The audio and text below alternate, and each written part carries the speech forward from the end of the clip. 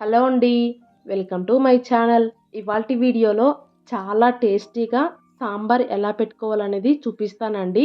అలాగే సాంబార్ పొడిని కూడా ఇంట్లోనే ఎలా ప్రిపేర్ చేసుకోవాలనేది కూడా చూపించానండి. సో వీడియోనైతే స్కిప్ చేయకుండా చూడండి. అలాగే ఎవరైనా ఫస్ట్ టైం ఛానల్ చూస్తున్న వాళ్ళు ఉంటే ఛానల్ని సబ్స్క్రైబ్ చేసుకొని పక్కనే ఉన్న బెల్ సింబల్ని యాక్టివేట్ చేసుకోండి. ఇలా ఒక్కసారి ఇంట్లోనే సాంబార్ పౌడర్ చేసుకొని సాంబార్ చేసి చూడండి. ప్లేట్లో అన్నం కంటే సాంబారే ఎక్కువగా పోసుకొని తినేస్తారండి. అంత టేస్టీగా ఉంటాయి. ఇంకా లేట్ చేయకుండా రెసిపీలోకి వెళ్ళిపోదాం పదండి. ముందుగా ఒక గ్లాస్ నిండా కందిపప్పు తీసుకొని కందిపప్పుని శుభ్రంగా 1కి 2 సార్లు కడిగేసుకోండి. కందిపప్పును శుభ్రంగా కడిగేసిన తర్వాత ఇప్పుడు అందులో బాగా పండిన టమాటాలు అయితే వేసుకోవాలి. ఇక్కడ నేను తీసుకున్న కందిపప్పుకైతే ఒక 5 టమాటాలు అయితే వేసుకున్నాను.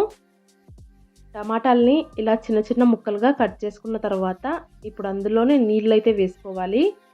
కందిపప్పు మునిగేంత వరకు నీళ్లు వేసేసుకొని ఇప్పుడు అందులోనే రుచికి సరిపడినంత ఉప్పు, అలాగే 1 స్పూన్ పసుపు వేసుకోవాలి. ఉప్పు పసుపు వేసిన తర్వాత కుక్కర్ మూత పెట్టేసి 4 నుంచి 5 విజిల్స్ అయితే రానిచ్చుకోండి. సాంబార్కి పప్పు అయితే కొద్దిగా మెత్తగా ఉడికిపోవాలండి. కుక్కర్ విజిల్స్ వచ్చేలోపు సాంబార్ పొడిని ప్రిపేర్ చేసుకోవడం కోసం గ్యాస్ పైన ఒక ప్యాన్ పెట్టుకొని అందులో ఏదైనా ఒక కప్పుతో 1 కప్పు శనగపప్పు వేసుకోండి. శనగపప్పు లైట్గా ఫ్రై అయిన తర్వాత అదే కప్పుతో 1 కప్పు కందిపప్పు కూడా వేసుకోవాలి.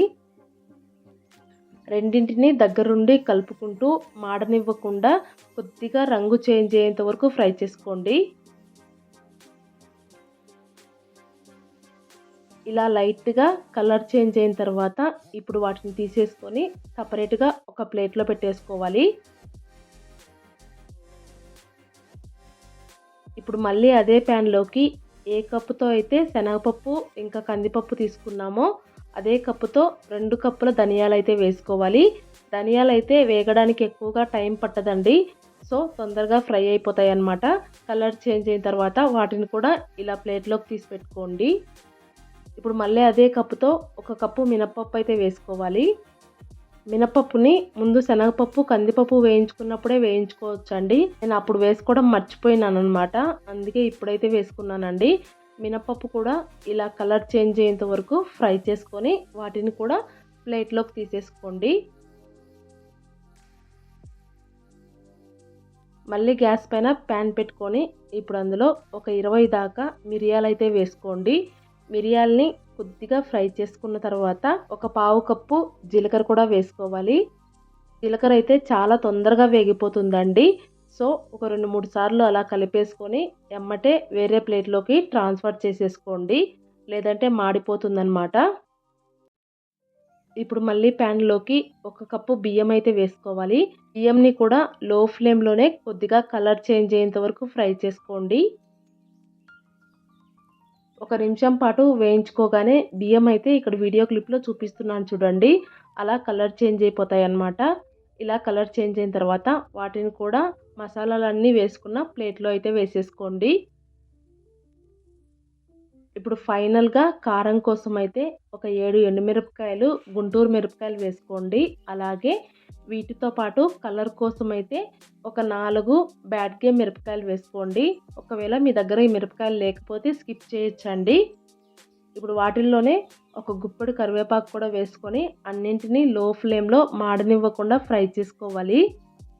కరివేపాకు పూర్తిగా డ్రైగా అయిపోయేంత వరకు ఫ్రై చేసుకోవాలండి.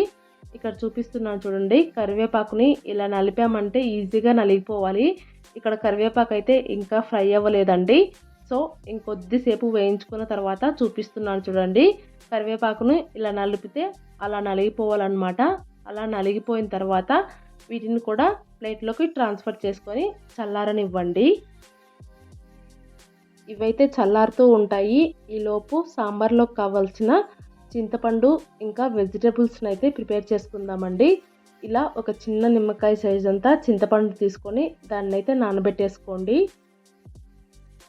సాంబార్ని కొద్దిగా పుల్లగా ఇష్టపడే వాళ్ళైతే ఇంకొద్దిగా కూడా వేసుకోవచ్చండి. ఇంత అయితే కరెక్ట్గా సరిపోతుందన్నమాట. అలాగే సాంబార్లో కావాల్సిన వెజిటేబుల్స్ని కూడా కట్ చేసి పెట్టేసుకోండి. ఇక్కడ నేను చేసుకునే సాంబార్ క్వాంటిటీకి అయితే ఒక 2 పెద్ద సైజులో ఉండే క్యారెట్లు తీసుకున్నాను. ఇంకా ఒక పెద్ద సైజులో ఉండే ఆలూని కూడా తీసుకొని ఇలా ముక్కలుగా కట్ చేసుకుంటున్నానండి.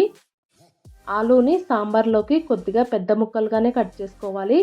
ఇంకా నేను సాంబార్లో అయితే బీన్స్ ఇంకా మునక్కాయలు కూడా వేసుకుంటున్నాను. అలాగే ఒక 4 ఉల్లిపాయలని కూడా ఇలా ముక్కలుగా కట్ చేసుకొని వేసుకుంటున్నానండి. ఒకవేళ మీ దగ్గర చిన్న చిన్న ఉల్లిపాయలు ఉంటాయి కదా, సాంబార్ ఉల్లిపాయలు, అవి ఉంటే కనుక అవి కూడా వేసుకోవచ్చు. అవైతే ఇంకా టేస్టీగా ఉంటాయండి. ఇవన్నీ కట్ చేసుకునే లోపు మసాలా దినుసులు కూడా చక్కగా చల్లారిపోయినాయి అన్నమాట. సో వీటన్నింటిని మిక్సీ జార్లోకి ట్రాన్స్ఫర్ చేసుకొని మెత్తని పౌడర్ లాగా మిక్సీ పట్టేసుకోవడమే. చూసారు కదా, ఇలా మెత్తగా మిక్సీ పట్టేసుకోవాలండి. ఇక్కడ నేను తీసుకున్న దినుసుల క్వాంటిటీకి అయితే ఇంత సాంబార్ పొడి వచ్చిందనమాట. ఇలా ప్రిపేర్ చేసి పెట్టుకున్న సాంబార్ పొడిని ఒక ఎయిర్ టైట్ బాక్స్లో స్టోర్ చేసి పెట్టుకున్నామంటే మనం ఎప్పుడు సాంబార్ చేసుకోవాలన్నా కూడా ఈజీగా చేసుకోవచ్చు అన్నమాట. బయట ప్యాకెట్లు కొనుక్కోకుండా ఇలా ఇంట్లోనే హెల్తీగా సాంబార్ పొడిని ప్రిపేర్ చేసుకోండి. ఈ సాంబార్ పొడిని సాంబార్లో వేసుకొని చేసుకోవటం వల్ల సాంబార్ అయితే చాలా టేస్టీగా ఉంటాయండి. ఈలోపు కుక్కర్ కూడా విజిల్స్ వచ్చేసి ఆవిరి మొత్తం పోయి ఉంటుందండి. కుక్కర్ మూత ఓపెన్ చేసేసి ఇప్పుడు అందులో ఉండే ఎక్స్ట్రా వాటర్ని అయితే సపరేట్గా వంచేసుకోండి. తర్వాత పప్పు ఇంకా టమాటాలని పప్పు గుత్తితో మెత్తగా మెదిపేసుకోండి. మొత్తం మెదిపేసుకున్న తర్వాత సపరేట్గా తీసి పెట్టుకున్న నీళ్ళు కూడా వేసుకోవాలి.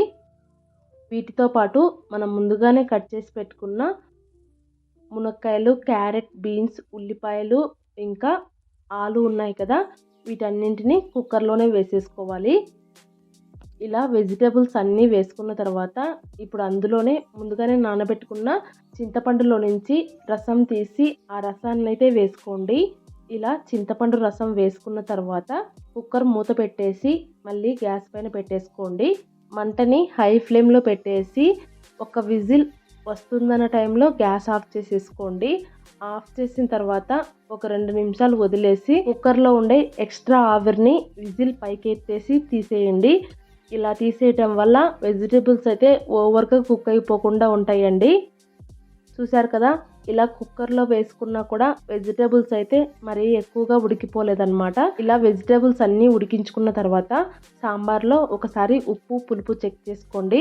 ఒకవేళ నీళ్లు పడతాయి అనుకుంటే ఇంకొద్దిగా నీళ్ళు యాడ్ చేసేసుకోండి. ఇప్పుడు తాలింపు పెట్టుకోవడం కోసం గ్యాస్ పైన ప్యాన్ పెట్టుకొని అందులో 2 నుంచి 3 టేబుల్ స్పూన్ల ఆయిల్ వేసుకోవాలి. ఆయిల్ హీట్ అయిన తర్వాత తాలింపు గింజలు అన్నీ వేసుకొని ఒక 2 ఎండుమిరపకాయలు కూడా వేసుకొని అన్నింటినీ లైట్గా ఫ్రై అవ్వనివ్వండి.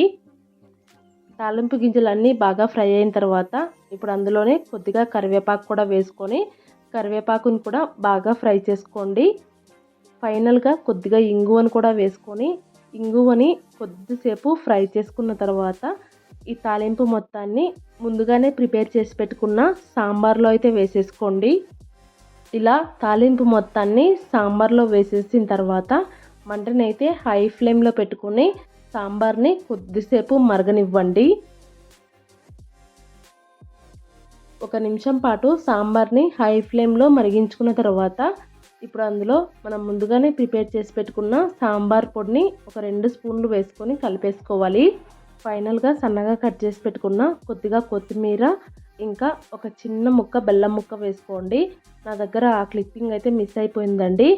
బెల్లం ముక్క కూడా వేసుకున్న తర్వాత ఇంకొక నిమిషం పాటు సాంబార్ని మరిగించేసి కిందికి దించేసుకున్నారంటే వేడి వేడిగా సాంబార్ అయితే రెడీ అయిపోతాయండి. చూసారు కదండి, సాంబార్ని చాలా సింపుల్గా ప్రిపేర్ చేసేసుకోవచ్చు అన్నమాట. మీరు కూడా ఇలా సాంబార్ పొడిని ప్రిపేర్ చేసుకొని సాంబార్ చేయండి, చాలా బాగుంటాయి అన్నమాట. మీరు ట్రై చేసి మీకు ఎలా వచ్చాయనేది కామెంట్ సెక్షన్లో కామెంట్ చేయండి. అలాగే ఈ వీడియో మీకు నచ్చినట్లయితే లైక్ చేయండి, మీ ఫ్రెండ్స్ అండ్ ఫ్యామిలీ మెంబర్స్కి షేర్ చేయండి. కొత్తగా చూస్తున్న వాళ్ళు సబ్స్క్రైబ్ చేసుకొని సపోర్ట్ చేయండి. Thank you for watching. Bye bye.